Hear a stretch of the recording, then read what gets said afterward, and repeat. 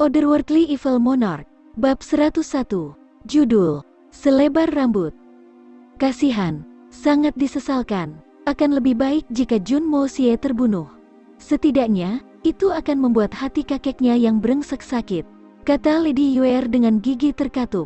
Mendengar bahwa Jun Mo Xie secara tak terduga lolos dari kematian menyebabkan dia merasa sangat menyesal.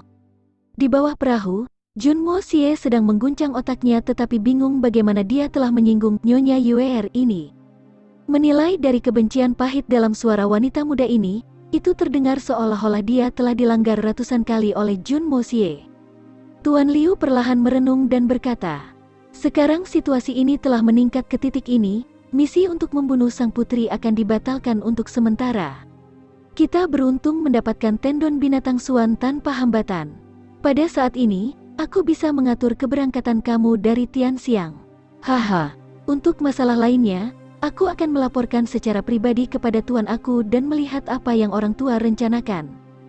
Mungkin kita harus bekerja sama dengan aula kamu sekali lagi, dan aku harus membuat semua orang tidak nyaman untuk kembali pada waktu itu. Tolong kirim salam kepada Grandmaster Bloodsword Hall atas nama aku dan katakan padanya, meskipun ini gagal, RY masih berterima kasih." Suaranya tiba-tiba menjadi sangat khusyuk ketika dia mengucapkan kata-kata terakhir ini. Rupanya, kalimat ini mengutip kata-kata langsung dari apa yang disebut RY. Jun Mo Xie tidak bisa berkata-kata saat dia menggerakkan mulutnya. Siapa yang tidak tahu bahwa RY adalah pangeran kedua pada saat ini? Dan kamu masih berusaha menjadi sangat misterius. Tuan Liu, terima kasih atas kata-kata dermawanmu. Adapun keberangkatan kita tentu saja memiliki sarana kita. Kita akan pergi. Ketiga pria itu segera berdiri dan menangkupkan tinjunya. Tendon binatang Suan telah diberikan kepada Lady Yuer untuk disimpan dengan aman. 30 tendon bukanlah jumlah yang kecil, jadi kita berharap dapat segera diberitahu setelah masalah ini teratasi. Yang menjadi milik kita secara pribadi akan kembali untuk mengambilnya. Tuan Liu tertawa. Tidak perlu sopan. Ketika kamu kembali, tolong tanyakan kepada Grandmaster apakah dia telah memikirkan permintaan kita untuk membunuh seorang kaisar. Terlepas dari jawabannya, mohon informasikan pihak kita sedini mungkin. Iya, ketiga pria itu keluar dan menghilang di malam hari. Tuan Liu tidak menyuruh mereka pergi. Nona Yuer, istana telah melakukan pembersihan menyeluruh setelah insiden dengan sang putri dan ketiga pihak telah kehilangan laki-laki. Tapi ini bukan urusan kita. Yang lebih penting adalah bahwa orang di balik semua ini kemungkinan besar adalah kakak laki-laki tertua. Oleh karena itu, kamu perlu menyelesaikan tugas yang telah kita bahas sebelumnya secepat mungkin. Jika informasi bocor, lakukan yang terbaik untuk mengatur beberapa bawahan untuk masuk ke istana. Waspada dan pertahankan hanya satu jalur komunikasi. Tuan Liu merendahkan suaranya dan berbicara dengan mendesak. Iya, Tuan Liu dan RY bisa yakin. Aku sudah membuat persiapan sejak lama dan hanya memilih gadis perawan. Suara lembut dan indah Lady Yue bergema. Jika bukan karena rencana penting RY, bahkan Yuer ingin pergi ke istana untuk bermain selama beberapa hari. Haha, Nona Yuer adalah salah satu wanita paling cantik di Tianxiang. Siapa yang bisa menolak pesonamu? Tuan Liu tertawa beberapa saat sebelum merendahkan suaranya sekali lagi untuk berbicara. RY telah memerintahkan agar kita bergerak maju dengan rencana untuk membuat busur silang dari tendon binatang Suan. Mereka mungkin dibutuhkan kapan saja, jadi tidak ada waktu untuk disia-siakan. Karena banyak pihak yang mengawasi setiap gerakan kita, akan merepotkan bagi kita untuk terlibat secara pribadi. Itulah mengapa kita mempercayakan kamu untuk menyelesaikan tugas ini. Lady Yuer menjawab dengan gelisah. Aku secara alami mengerti, tapi potongan tendon binatang Suan ini terlalu luar biasa. Menggunakan baja biasa tidak akan mampu memaksimalkan potensi tendon ini. Sayangnya, kita tidak dapat menggunakan Shen Bingpu, meskipun keahliannya tidak tertandingi di Tianxiang, karena pohon yang tinggi menarik angin, menarik perhatian yang tidak diinginkan. Satu-satunya pilihan kita adalah melakukan bisnis dengan grup perdagangan klan Zhao Jiangnan yang terkenal.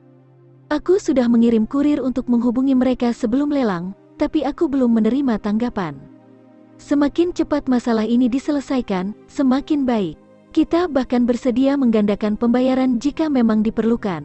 Tuan Liu berkata dengan hati-hati. Busur silang ini akan sangat penting bagi kita di masa depan. Tidak hanya Erie membayar harga yang hampir mahal, tetapi dia juga mengambil risiko signifikan untuk melibatkan dirinya secara pribadi dengan perwakilan dari Bloodsworth Hall. Sebelum bisnis dengan tendon binatang Swan ini selesai, kita benar-benar tidak dapat mengalami kecelakaan apapun. Bawahan ini secara alami mengerti. Lady Yuer tersenyum lembut sebelum melanjutkan. Tuan Liu, apakah kamu tahu apa yang terjadi dengan masalah yang aku minta dari Erie? Suara Tuan Liu menjadi sangat serius. Nona Yuer, Jun Zentian adalah landasan kerajaan Tianxiang. Membunuhnya lebih mudah diucapkan daripada dilakukan. Bahkan Aula Pedang Darah, yang berani membunuh seorang putri, masih akan ragu-ragu dan tidak membuat keputusan mereka begitu mudah jika menyangkut Jun Zentian. Erie hanya perlu memobilisasi sebagian kecil dari tenaga kerjanya. Kita bisa menjebak Jun Zentian karena merencanakan pemberontakan dengan memanfaatkan keributan baru-baru ini yang disebabkan orang tua di ibu kota. Dengan amarah yang mengaburkan pikiran yang mulia, hasilnya akan terlihat jelas. Kebencian yang ekstrim terlihat jelas dalam suara Lady Yuer. Bahkan dalam tidurku, aku memimpikannya kematian dan kehancuran keluarga lelaki tua itu. Apakah Erie akan membiarkan kesempatan yang menentukan ini berlalu begitu saja? Itu di luar pertanyaan. Tuan Liu dengan tegas menolak saran ini. Jun Zentian mengendalikan setidaknya setengah dari kekuatan di Tianxiang. Kita dapat menargetkan Jun Zentian sendiri, tetapi tidak jika itu dapat melibatkan seluruh fraksinya.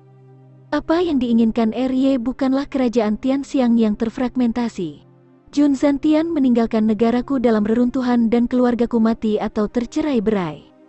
Mendengarkan kata-katamu, jangan katakan padaku. Keputusasaan terlihat jelas dalam suara Lady Yuer. Jika Erie tidak mampu menyelesaikan tugas ini atas namaku, lalu mengapa aku harus terus bekerja dengannya? Memalukan. Tuan Liu memarahi dengan kasar sebelum menurunkan suaranya. Nona Yuer, dendam pribadimu bukanlah prioritas. Balai Pedang Darah masih ragu-ragu, jadi tunggu sampai mereka menyelesaikan tugas mereka di kerajaan Yutang. Saat itu, Erie pasti punya cara untuk membuat mereka tunduk. 3 master dari Bloodsworth Hall semuanya berada di level kultivasi Sky Swan, dan pemimpin misterius mereka bahkan dikabarkan sebagai ahli Supreme Divine Swan level puncak. Berurusan dengan Jun Zentian yang sepele tentu bukan masalah yang rumit. Lagi pula, Jun Zentian sudah memiliki 1 kaki di kuburan. Apa salahnya membiarkan dia berjuang di ambang kematian selama beberapa bulan lagi? Lady Yuer mendengus marah tapi tidak mengatakan sepatah kata pun. Jun Mo Xie gemetar. Mereka sedang merencanakan pembunuhan kakeknya.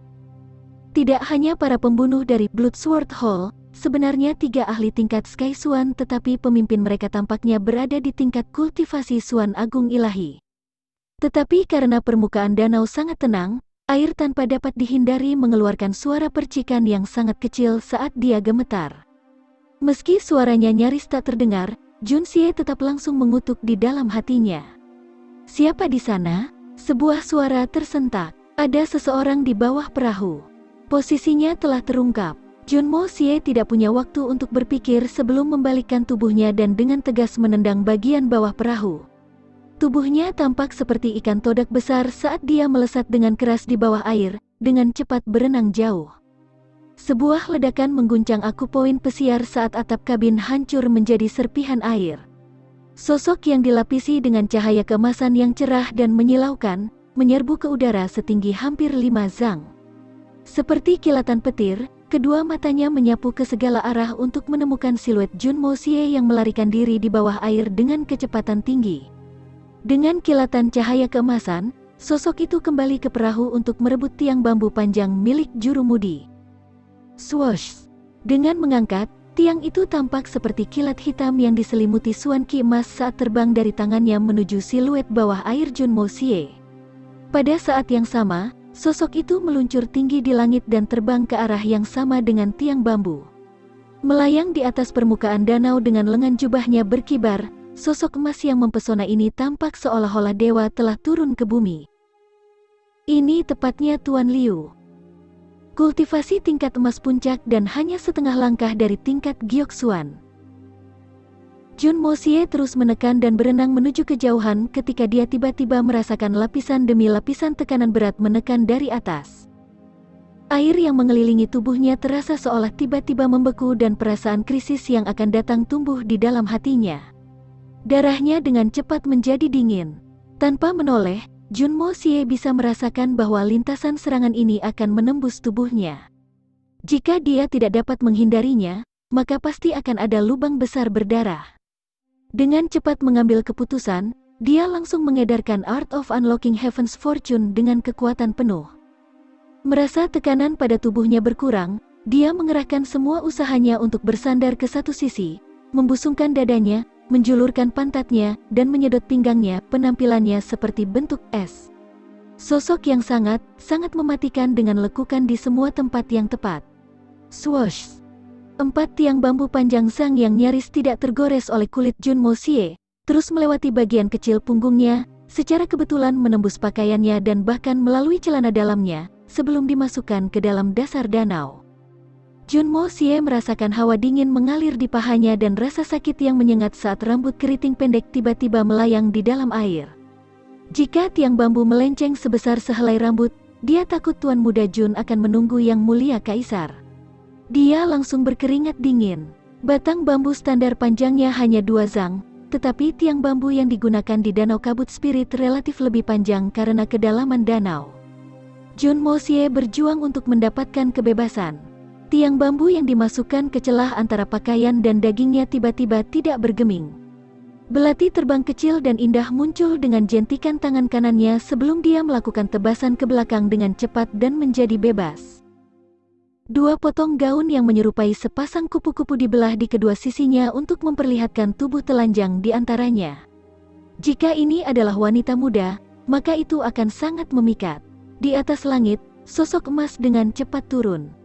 Bahkan sebelum menyentuh permukaan danau, kecepatan turunnya telah menyebabkan gelombang pecah dan air di bawah kakinya tenggelam cukup untuk mengekspos salah satu ujung tiang bambu. Mata Junmo Xie terbuka lebar saat dia melihat sosok itu menyapu dari langit.